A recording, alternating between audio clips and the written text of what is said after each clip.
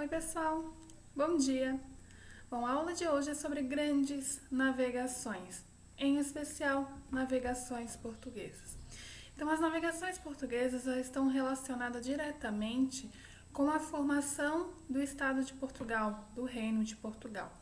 Bom, durante o século VII, até o século VII, na verdade, os muçulmanos eles vão conquistar todo o norte da África, inclusive boa parte da Península Ibérica. E os visigodos, que eram o povo que vivia na região da Península Ibérica, onde compreende Portugal e Espanha atualmente, eles vão se isolar na região mais ao norte da península, formando 4 reinos: Leão, Castela, Navarra e Aragão. Durante muito tempo, esses dois povos, os visigodos, que formavam esses 4 reinos, vão lutar contra os muçulmanos para reconquistar essa região. Essas disputas entre cristãos e muçulmanos vai receber o nome de Guerra de Reconquista. Por quê? Reconquistar os antigos territórios que pertenciam aos visigodos. Ela também assumiu um papel de guerra santa, né? Porque a Igreja Católica ela vinha tentando combater a expansão do islamismo. E essa guerra de reconquista vinha também para conter a expansão do islamismo. Então, essas guerras elas recebiam apoio de muitos nobres, pois era uma herança dos antigos povos germânicos a doação de feudos. Então, assim, a pessoa participava da guerra, era um ótimo general, conseguia conquistar um vasto território, esse território ele era dado como parte do pagamento ao senhor, a esse soldado, que ia receber um título de nobreza e iria se tornar um senhor feudal. Ao se destacar em uma dessas missões, dessas batalhas, Henrique de Borgonha recebe do rei Afonso VI, que era rei de Leão e Castela, ele era rei de 2 reinos do norte da Península Ibérica. Ele vai receber o feudo de Portugal e a mão de uma de suas filhas, uma das princesas. Por receber o título de conde, esse feudo ele vai receber o nome então de condado, porque o nobre é um conde, então o condado de Portugal. Com a morte de Dom Henrique de Borgonha, quem recebeu esse feudo de Portugal, o seu filho, Dom Afonso Henriques, vai proclamar a independência de Portugal no ano de 1139. Ele vai proclamar a independência em relação ao reino de Castela e de Leão. E vai, então, ter início o reino de Portugal. Então, o reino de Portugal vai ser um dos primeiros reinos da Europa. Enquanto toda a Europa estava se dividindo em pequenos feudos, Portugal já estava saindo na frente como um reino unificado, tá? No ano de 1139, ou seja, século XII. Coisa que outros países só vão conquistar no século XIII, XIV, alguns até no século XV, outros até no século XVIII. Então, no século XII, enquanto a Europa se dividia em vários reinos, Portugal já se estabilizava como uma monarquia nacional centralizada, tendo Dom Afonso Henriques como rei. Dinastia de Borgonha. Então, como Dom Afonso Henriques ele proclama a independência de Portugal, ele dá origem então à primeira dinastia. O que é uma dinastia? É quando vários reis de uma mesma família, de uma mesma linhagem governam um estado, um país, um reino. Então a gente teve a primeira dinastia chamada de dinastia Afonsina, por causa de Dom Afonso Henriques, tá? Ele recebeu o apoio da nobreza para poder manter o poder unificado e também para incentivar Dom Afonso a continuar na Guerra de Reconquista e conquistar a região de Algarves, que é uma região ao sul de Portugal que ainda estava de posse dos muçulmanos. A monarquia portuguesa foi consolidada por Dom Dinis. Então, a gente tem aqui na imagem os principais reis: Dom Afonso Henriques, depois Dom Afonso II, Dom Afonso III, Dom Afonso IV, Dom Fernando, Dom Sancho II, Dom Dinis e Dom Pedro I, tá? Quando que acaba uma dinastia, gente? Quando o rei morre sem deixar herdeiros. Então, a monarquia portuguesa ela vai ser consolidada em definitivo por Dom Dinis, que vai oficializar a língua portuguesa como língua do reino e vai fundar a Universidade de Lisboa, que foi a primeira e a mais antiga universidade de Portugal. Após então a morte aqui do Dom Pedro I, que não deixou herdeiros, tá?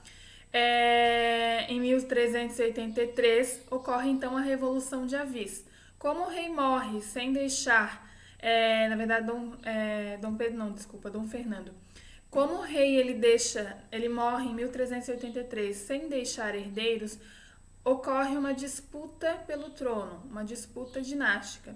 De um lado estavam os nobres e do outro os burgueses. De um lado, um candidato a rei apoiado pelos nobres e do outro um candidato a rei apoiado pela burguesia. Então, com a morte de Dom Fernando, o último rei da dinastia de Borgonha, sem deixar filhos legítimos. O que é filho legítimo, gente?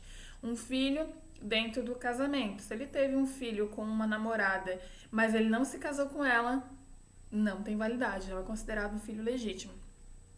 Então, sem deixar filhos legítimos, o rei de Castela reivindica o trono pelo laço de parentesco e casamento iria se casar com Beatriz, a única herdeira do trono.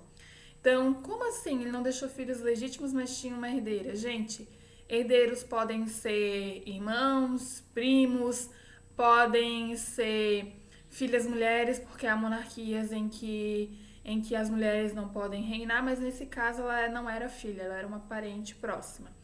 Então ele reivindicava porque originalmente o reino de Portugal ele vinha de Castela. Ele tinha laço de parentesco e ainda iria se casar com uma das herdeiras do trono. Os nobres eles apoiavam esse candidato por conta para manter os privilégios que eles tinham como nobres. Então eles apoiavam o rei de Castela.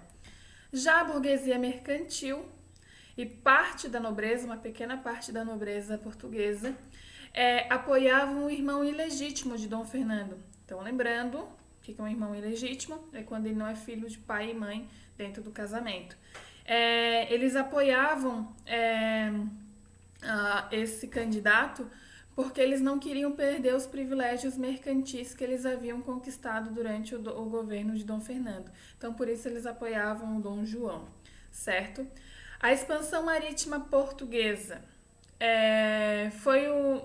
Quais eram os interesses por trás dessa expansão marítima? Bom, primeiro que Portugal estava numa posição geográfica estratégica. Se você olhar lá no mapinha da Europa, ele está bem no canto aqui, no canto bem oeste da Europa. Então, todos os navios que saíam do Mediterrâneo e em direção lá ao Mar Norte na Inglaterra, passavam por Portugal. Era um ponto estratégico, o que favorecia muito o comércio da região. E eles queriam expandir esse comércio. Mas para que eles pudessem expandir, eles tinham que tirar o monopólio de comércio das especiarias orientais. E assim poderem lucrar com essas especiarias. Porque quem comprava os produtos dessas especiarias lá do Oriente eram as cidades de Gênova e Veneza. E elas controlavam esse comércio. Os produtos dessas especiarias que chegavam a Portugal percorriam longas distâncias, muitas vezes por terra. Havia muita violência, muitas guerras ocorrendo por toda a Europa, então havia muitas perdas no trajeto e por isso as cidades italianas acabavam botando preços muito altos para poderem manter o lucro. E aí chegava com preços absurdos em Portugal as especiarias.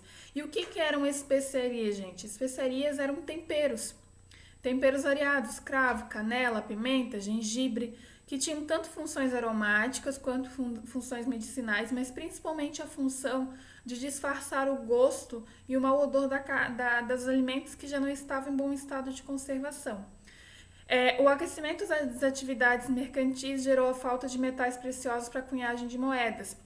Então, naquela época, o dinheiro era cunhado, ou seja, era feito com metais preciosos, ouro, prata, cobre, e a Europa não tinha mais esses metais preciosos, então eles tinham que encontrar novas terras que tivessem. Então o monopólio de comércio de especiarias era detido pelas cidades, principalmente de Gênova, Veneza, também tinha Roma, Pisa, algumas outras cidades. que cobravam o preço que queriam por não terem concorrência. As revoltas camponesas provocadas pela miséria e pelas disputas entre os senhores feudais tornaram as rotas terrestres muito perigosas para se trazer essas especiarias por terra. Além disso, também a população em miséria passou a incentivar as navegações para que eles tivessem trabalho. A burguesia portuguesa estava fortalecida, pois os portos portugueses eram passagem obrigatória para quem seguia rumo ao Mar Norte. Aqui do lado a gente tem uma imagem, né, de algumas especiarias, anis estrelado, cravo da Índia, canela, pimenta, enfim. Tá? Fatores que contribuíram para o pioneirismo português. Monarquia nacional precoce, então, o primeiro dos países da Europa a ter uma monarquia estabilizada. A localização geográfica favorável, ali bem na pontinha da costa oeste. Burguesia mercantil forte, então a burguesia é muito relacionada ao comércio marítimo. Mercantilismo, então a prática de comércio marítimo, baseado também com metais preciosos. Ações de financiamento de estudos náuticos financiados pelo Estado. Então vai ser criada a Escola de Sagres, que é uma escola voltada para pesquisa e desenvolvimento náuticos, tanto de embarcações quanto de novas tecnologias, tá? Para isso vai ser fundamental, gente, para as navegações, o acesso a 2 instrumentos. O astrolábio, que está à esquerda, e a bússola, que está aqui em cima. O astrolábio ele tinha a função de medir aproximadamente a distância do horizonte em relação às estrelas. Com isso, era possível se localizar no meio do oceano, porque existem constelações que só são vistas do hemisfério norte ou outras constelações que são só vistas no hemisfério sul. Um exemplo é o Cruzeiro do Sul. Você não vai ver o Cruzeiro do Sul no hemisfério norte. Ou a Ursa Maior, que você não vai ver no hemisfério sul, porque ela é uma constelação que só é visível no hemisfério norte. E a bússola, a maioria de vocês já conhece, ela sempre aponta para o norte, então é possível você se localizar pela bússola também.